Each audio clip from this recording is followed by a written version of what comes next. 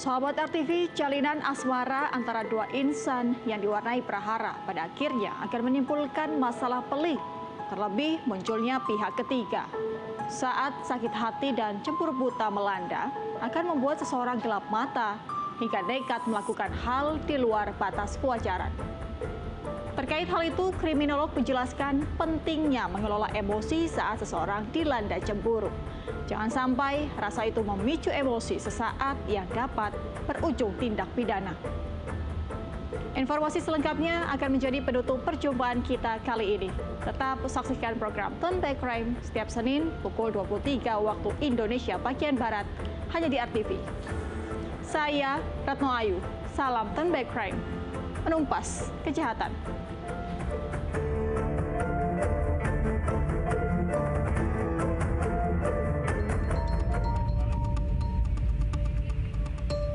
Cinta bisa memberikan kebahagiaan jika disampaikan dengan cara yang tepat.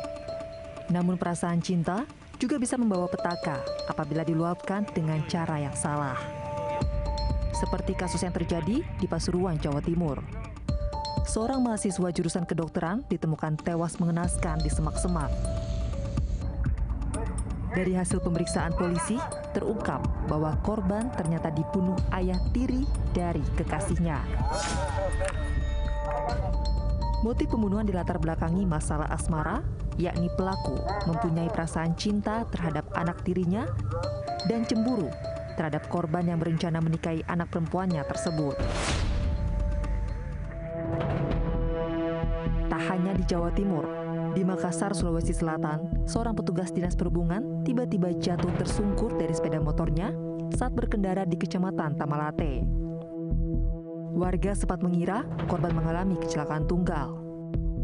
Namun keluarga curiga karena kematian korban dirasa ada yang janggal.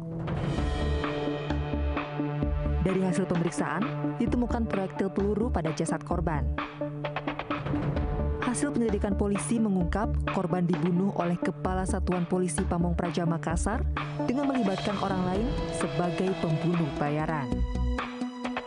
Latar belakang di balik penembakan ini diduga antara pelaku dan korban terlibat cinta segitiga dengan seorang perempuan. Menanggapi kasus ini, kriminolog Universitas Budi Luhur Nadia Larasati menjelaskan rasa insecure atau merasa posisinya tidak aman saat mengetahui orang yang ia cintai dekat dengan lelaki lain membuat pelaku tega menghabisi nyawa korban.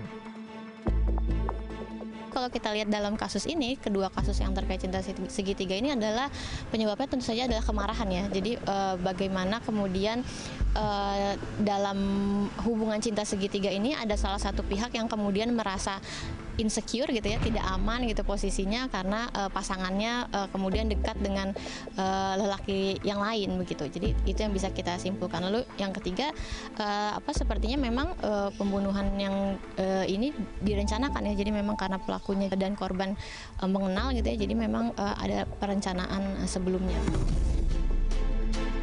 Nadia pun mengingatkan perlunya kontrol emosi dan komunikasi yang baik saat seseorang dilanda rasa cemburu agar tidak berujung pada tindak kejahatan. Nadia juga menambahkan saat terjadi konflik perlu upaya untuk mencari kebenaran dari masalah yang sedang terjadi sehingga tidak membuat seseorang meluapkan emosinya begitu saja. Tentu saja memang pertama kita harus punya kontrol ya terhadap diri. Jadi memang seringkali pembunuhan itu terjadi karena pelaku tidak memiliki regulasi emosi atau kontrol emosi yang baik gitu ya. Jadi ketika ada persoalan merasa kesal, marah, kemudian dilampiaskan dengan kekerasan dan membunuh gitu ya. Jadi pertama adalah tentu saja kita harus bisa mengontrol diri kita. Untuk apa? Untuk bisa berkomunikasi dengan baik dengan pihak-pihak yang berselisih ya, misalnya dengan pasangan kita maupun apa yang terjadi. Kita harus mencari tahu dulu sebenarnya apa yang terjadi, apakah betul gitu ya terjadi perselingkuhan, apakah betul dia dikhianati. Jadi komunikasi diutamakan. Kontrol emosi dan pengendalian diri sangatlah penting sebagai langkah meredam amarah ketika rasa cemburu datang menghampiri.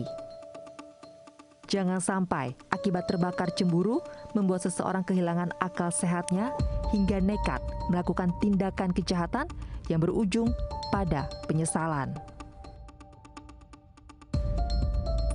Dari Jakarta, Rida Ratnatika, Yusuf Stefanus, Turn Back Crime, RTV.